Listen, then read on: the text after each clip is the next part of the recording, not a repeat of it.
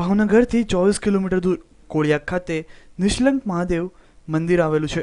દરિયામાં આવેલા મંદિરમાં 5 શિવલિંગ સ્થાપિત છે, જેની સ્થાપના મહાભારતના સમયમાં યુદ્ધ જીત્યા બાદ પોતાના કલંકને ધોવા નીકળેલા પાંડવોએ કરી હતી. સમુદ્રના પાણી વડે સ્વયંભૂ અભિષેક થતા આ નિષ્કલંક મહાદેવના દર્શનાર્થે શ્રાવણ માસમાં લોકો મોટી સંખ્યામાં ઉમટી પડ્યા હતા.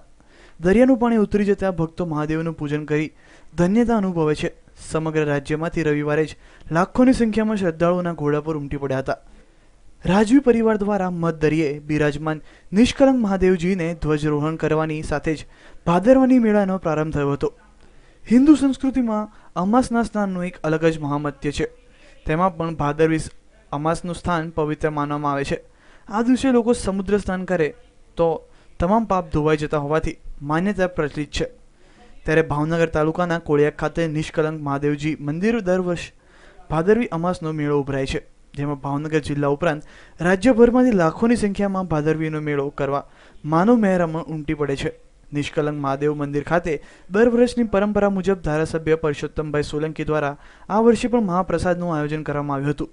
શ્રદ્ધાળુઓના ઘોડાપુર વચ્ચે કોઈ અનિચ્છનીય ઘટના ન ઘટે તે માટે તરવૈયાઓની તેમજ પોલીસ તંત્ર દ્વારા ઘોડા સવાર પોલીસ, દૂરબીનધારી પોલીસ સહિતનો મસમોટો પોલીસ કાફલો ખડે પગે રાખવામાં આવ્યો હતો. આ ઉપરાંત કોળિયાક ગ્રામ પંચાયત દ્વારા પણ મેળાને અનુસંધાન કંટ્રોલ રૂમ શરૂ કર્યો હતો.